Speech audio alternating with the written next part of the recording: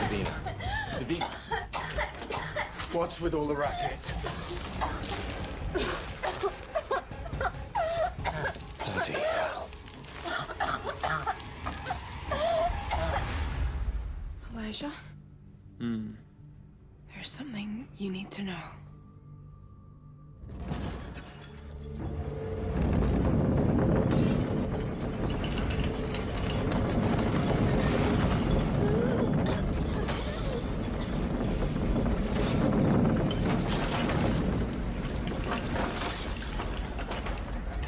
What the hell is going on?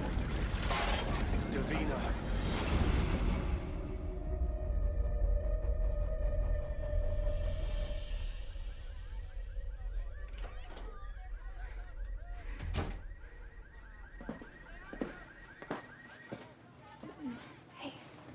What kind of game do you think you're playing?